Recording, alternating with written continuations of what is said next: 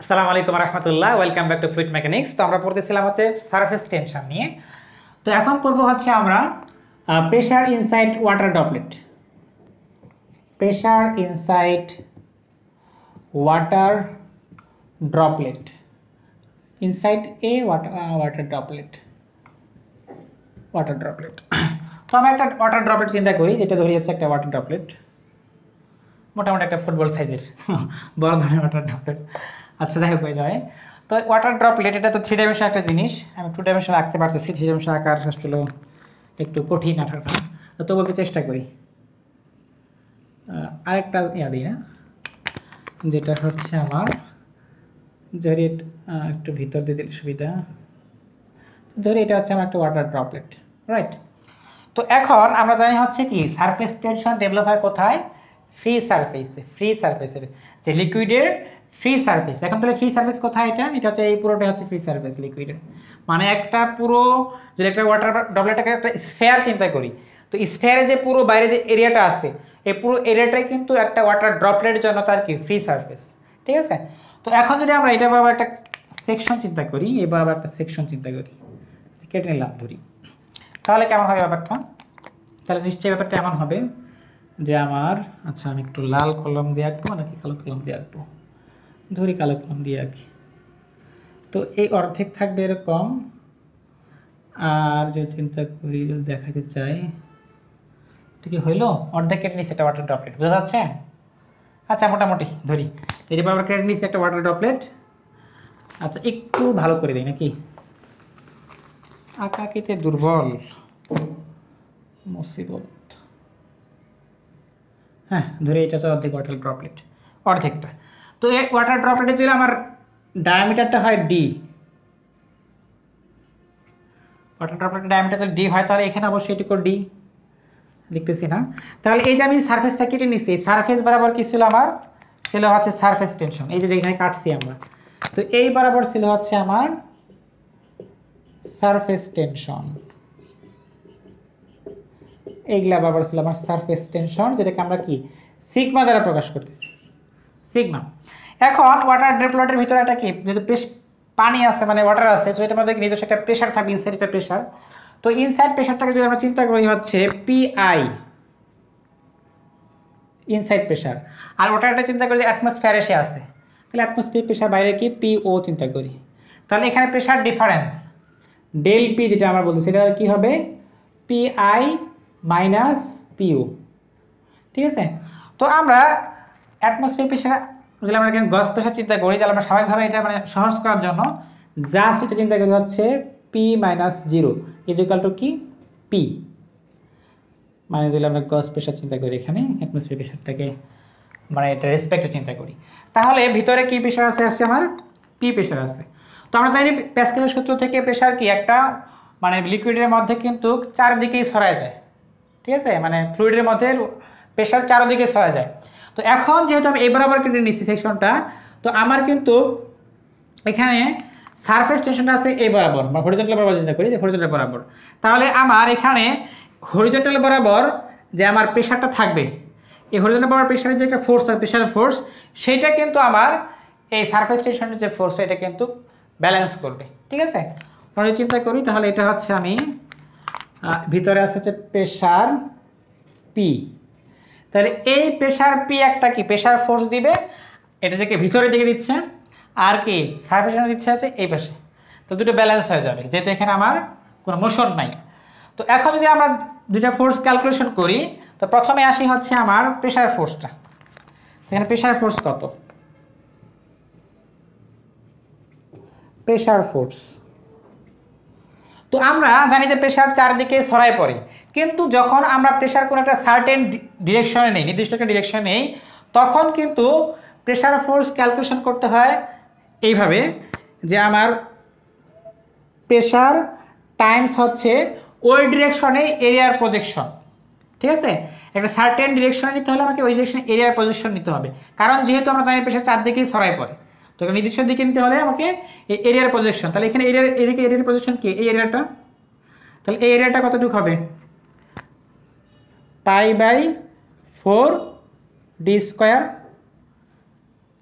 Diameter যদি D হয় তাহলে এটার এরিয়া কতটুকু হবে প্রজেক্টেড এরিয়া π/4 d স্কোয়ার।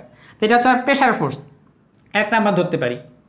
এখন যদি আসি হচ্ছে আমরা এখানে আমার সারফেস টেনশনের জন্য ফোর্স কতটুকু ডেভেলপ হচ্ছে, তাহলে এটা কতটুকু হবে, এটা হবে আমার কতটুকু, যে আমার জানি সারফেস টেনশন হচ্ছে ইউনিট লেন্থে হয়, সো এখানে লেন্থ কতটুকু, এই লেন্থ হচ্ছে কি পুরো সার্কামফারেন্সিয়াল যে লেন্থ সেটা, তাহলে মানে কি πd, তাহলে এটা ধরে হচ্ছে 2 নাম্বার। তাহলে অবশ্যই আমাকে এখানে ইকুইলিব্রিয়াম কন্ডিশন স্যাটিসফাই করতে হবে, ফোর্সের সামেশন শূন্য হতে হবে। তার মানে আমরা যদি এটাকে পজিটিভ ধরে, যদি সামনের দিকে পজিটিভ যেহেতু, সো এদিকে যদি পজিটিভ ধরি তাহলে হচ্ছে sigma pi D is equal to π/4 D square times হচ্ছে পি, এই হবে। কারণ এটা নেগেটিভ আসবে, যদি আমরা সামেশনটা শূন্যই দেখাই তাহলে এটা নেগেটিভ মাইনাস এটা আসবে 0। যেহেতু আমার প্রেশার ফোর্সটা এইদিকে নেগেটিভ ধরছি আর সার্ফেস ফোর্সটা আছে এইদিকে, এই জন্য আমরা কি ধরছি পজিটিভ ধরছি। তো এখন যদি আমরা এটাকে একটু কাটাকাটি করি তাহলে কি আসতেছে, তো আমার এই পাই মোকাবেলা হয়ে যাচ্ছে, ডি একটা মোকাবেলা হয়ে যায় পাই মোকাবেলা একটা ডি মোকাবেলা, তো শুধু থাকতেছে হচ্ছে এই পাশে কি, যদি চিন্তা করি তাহলে হচ্ছে আমার পি ইকুয়াল টু আসলে কি থাকতেছে, পি ইকুয়াল টু হচ্ছে আমার যে 4 সিগমা নিচে হচ্ছে একটা ডি, রাইট। তাহলে এইটা হচ্ছে আমার ওয়াটার ড্রপলেটের ভিতরের প্রেশার, এটা হচ্ছে ওয়াটার ড্রপলেটের ভিতরের প্রেশারটা, তো এটা আমরা মনে রাখবো। তো এখন যদি চিন্তা করি দুইটা, এটা তো 1 নাম্বার কেস চিন্তা করি ওয়াটার ড্রপলেটের ভিতরের প্রেশার। এখন যদি 2 নাম্বার চিন্তা করি যে হচ্ছে একটা আমার সাবানের বাবল চিন্তা করি, সোপ বাবল, তাহলে কি হয়, সোপ বাবল থাকলে আমরা মিশাচ্ছি না, তাহলে এখানে থাকুক। সোপ বাবলের ক্ষেত্রে যেটা হয়, এখানে আমি জাস্ট এইটা মিশি, কারণ বিষয়গুলো সেম হবে তো অনেকটা। তো সোপ বাবলের ক্ষেত্রে কি হয়, সোপ বাবলের কিন্তু ভিতরেও থাকে এয়ার, বাইরেও এয়ার, খালি একটা কি ছোট্ট একটা ঝিল্লি একটা বাবল ক্রিয়েট করে। যদি সোপ বাবল আমরা চিন্তা করি যে ভিতরেও এয়ার থাকে, যেটা কিন্তু যখন ফুটে যায় তখন বাতাস বের হয়, একটা বেলুনের মতো কিন্তু থাকে, যে ভিতরে এয়ার বাইরে এয়ার। তাহলে আমরা জানি যে ভিতরে এয়ার বাইরে এয়ার হলে কি আমার দুটো ফ্রি সারফেস হচ্ছে, ঠিক আছে। তাহলে আমার এখানে ফ্রি সারফেস দুটো, এখানে যদি আমরা একটা ক্রস সেকশন চিন্তা করি হচ্ছে আমার ওয়াটার বাবলের, সরি সোপ বাবলের, তাহলে এটা হবে মোটামুটি এরকম, দুইটা লেয়ার থাকবে। আমি একটু মোটা করে বলতেছি লেয়ারটা, আসলে লেয়ারটা এত মোটা হবে না, তো এরকম দুটা লেয়ার থাকবে, ঠিক আছে। তো ভিতরেও কি এয়ার, বাইরেও হচ্ছে আমার এয়ার, তো এরকম আসবে। তো এখন যদি আমরা এটার অর্ধেক কাটি, এবার আবার যদি কেটে নেই তাহলে কি হবে, মানে আর এটা বুঝতে পারলাম না, জানি না। ব্যাপারটা হচ্ছে যে ভিতরে এয়ার, আমি এখানে লিখেই দিই, এটা হচ্ছে কি সোপ বাবল 2 নাম্বার কেস। আচ্ছা লিখি, না লিখলে অনেক সময় মিস হয়ে যায় এগুলা, এটা 2 নাম্বার তাহলে কেস। এখন আসি 2 নাম্বার হচ্ছে কি সোপ বাবল, এখন আর ওয়াটার ড্রপলেট নেই, এখানে লিখে হচ্ছে সোপ বাবল, এটা হচ্ছে এইখানে চলে আসছে এখন, ঠিক আছে। তো এখন সোপ বাবল, ভিতরে এয়ার বাইরেও আছে এয়ার। তো এখন ভিতরের প্রেশারটা যদি আমরা পি চিন্তা করি, বাইরের প্রেশার তো অ্যাটমসফিয়ারিক প্রেশার। তো এখন যদি এটা একটা ক্রস সেকশন এখান থেকে কেটে দিই, অর্ধেক করে দিই, কেটে দিই বাবলের, তাহলে এখানে কিন্তু আমার সারফেস পাবো হচ্ছে কেমন হবে কেটে দিলে। আচ্ছা এটা তখন চিত্রটা হয়ে যাবে এরকম, তখন চিত্রটা হবে এরকম হয়ে যাবে। আমি যদি লাল কালি দেখার চেষ্টা করি, দুঃখিত। তো তখন কিন্তু চিত্রটা হবে এরকম একটা, দুইটা লাইন হবে, কারণ যেহেতু দুইটা সোপের লেয়ার থাকে, দুইটা লাইন দুইটা কালারে দেখাচ্ছি, তো এরকম দুটো লাইন থাকবে, ঠিক আছে। এবার আবার যদি আমরা ডায়ামিটার চিন্তা করি, এটা ডায়ামিটার ডি চিন্তা করি, তাহলে ভিতরে প্রেশার, তাহলে প্রেশারের জন্য কি হবে, একটা ফোর্স হবে, প্রেশারের জন্য একটা ফোর্স হবে, এদিকে প্রেশারের জন্য কি ফোর্স হবে, আর বাইরের দিকে সারফেস টেনশনের জন্য ফোর্স হবে, দুইটা করে হবে কিন্তু, ঠিক আছে। তো এখন এখানে যদি আমরা ফোর্স ব্যালেন্স হিসাব করি, ফোর্স হিসাব করি, প্রেশার ফোর্স ঠিক আছে, এটা কিন্তু ঠিক আছে, এখানে প্রেশার ফোর্স এটাই আসবে, ঠিক আছে, এটাই আসবে প্রেশার ফোর্স, ঠিক আছে। এখন যদি আমরা সারফেস টেনশনের ফোর্স চিন্তা করি, এখানে কিন্তু আমার সারফেস হচ্ছে দুইটা, ডাবল সারফেস, ভিতরেও এয়ার বাইরেও এয়ার, দুটো হচ্ছে ফ্রি সারফেস। সো আমার কিন্তু এই লেন্থটা কিন্তু ডাবল, সো এখন আমার কিন্তু এটাকে গুণ করে দিতে হবে 2 দ্বারা, তো 2 দ্বারা গুণ করে দিই আমরা জাস্ট। তাহলে এটা হচ্ছে, এখন যদি আমরা ফোর্স ব্যালেন্স এখানে করি তাহলে এখানে একটা 2 আসবে, এখানে একটা 2 আসলে এখানে চলে যাবে এটা, ওটা 4 দিয়ে গুণে কী হয়ে যাবে, জাস্ট হয়ে যাবে 8, তাহলে এখানে হয়ে যাচ্ছে 8 সিগমা। তাহলে আমরা বুঝতেছি যে ওয়াটার বাবলের ভিতরে কিন্তু আমার প্রেশারটা বেশি ডেভেলপ হচ্ছে, যদি সেম সারফেস টেনশন হয়, ঠিক আছে। তো এই সরি, এটা সোপ বাবল, ওয়াটার বাবল বলতেছি কেন, সোপ বাবল গেল। তো এখন থার্ড একটা কেস চিন্তা করব, সেটা হচ্ছে আমার ওয়াটার জেট। ওয়াটার জেট তো আমরা এখন বর্তমান সময় কিন্তু খুবই গুরুত্বপূর্ণ এবং খুবই পপুলার, এবং ওয়াটার জেট দিয়ে কিন্তু অনেক কিছু কাটা হয়, কাটাকাটির ক্ষেত্রে ওয়াটার জেট। তো ওয়াটার জেটের ক্ষেত্রে কেমন হয়, সারফেস টেনশনটাকে আমরা দেখার চেষ্টা করি। সেটা হচ্ছে এই যে আমরা যদি চিন্তা করি একটা নজল, তাহলে ওয়াটার জেট থেকে কেমনে বের হয়ে যায় যদি নজল চিন্তা করি, তো ওয়াটার জেট বের হয়ে যায় কেমনে, তো এরকম করে কিন্তু বের হয়ে যায়, সোজা হয়ে অনেক স্পিডে বের হয়ে যায় ওয়াটার জেট, কিন্তু এভাবে বের হয়ে যায় একটা ভেলোসিটি নিয়ে, সার্টেন বিশাল একটা ভালো একটা ভেলোসিটি নিয়ে, বড় ধরনের একটা ভেলোসিটি নিয়ে বের হয়ে যায়। তো এটা থেকে ওয়াটার জেট, নজল চিন্তা করলে এটা একটা নজল, এটা হচ্ছে কি আমার ওয়াটার জেট, ওয়াটার জেট।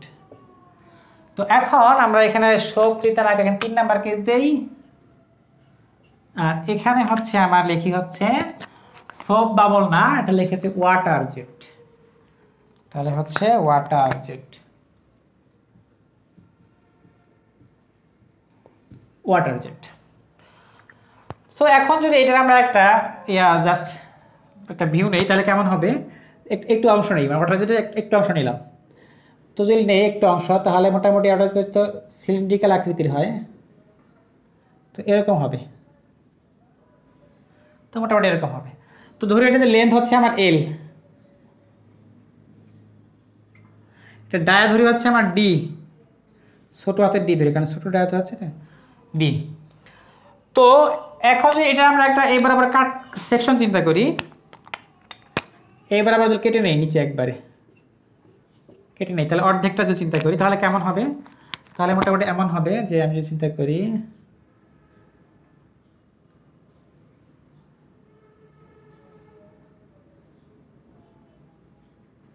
এরকম হবে, আর এখান থেকে তো এর আসতেছে এরকম হয় মোটামুটি, ঠিক হইলো নাকি ভুল হইলো, হ্যাঁ এরকম হবে। তাহলে এখন তো চিন্তা করি যে আমি কেটে নিলাম, তো সারফেসের মধ্যে কি হবে, এখানে সারফেস টেনশন থাকবে, এই যে এই সারফেসগুলোতে সারফেস টেনশন থাকতো, এগুলো কি ছিল, কারণ পুরো এই সারফেস থেকে কি হচ্ছে কি ফ্রি সারফেস, এই পাশে কি সব ফ্রি সারফেস, তাহলে এদিকে হচ্ছে তার সারফেস টেনশন,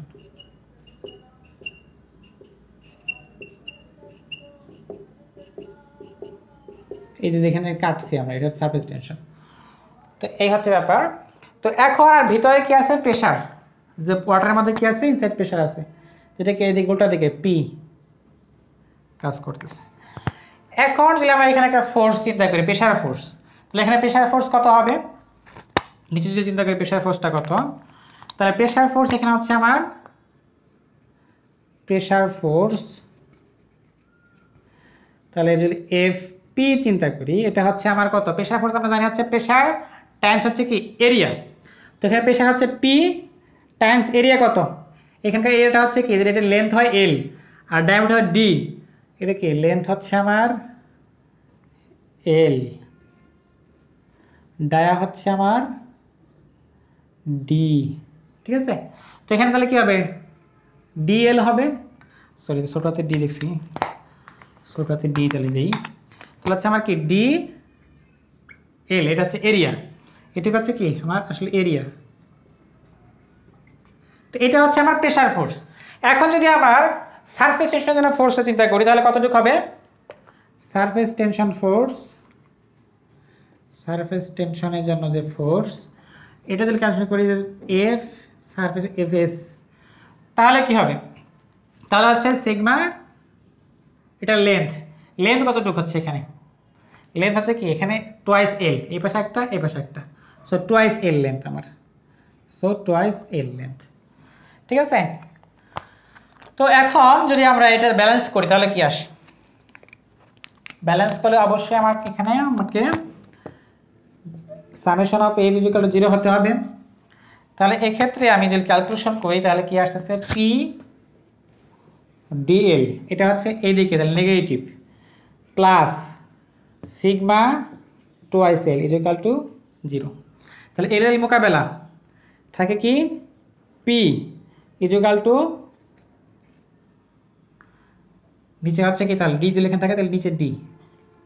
তো এই হচ্ছে আমার হচ্ছে ওয়াটার জেটের ক্ষেত্রে প্রেশার ভিতরে কথা আসছে। তো 3টা কেস আমরা পড়াইলাম, আশা করি এখানে আমারই কঠিন কিছু ছিল না, আপনারা বুঝতে পারছেন। সবাই ভালো থাকি, আসসালামু আলাইকুম ওয়া রাহমাতুল্লাহি ওয়া বারাকাতুহু।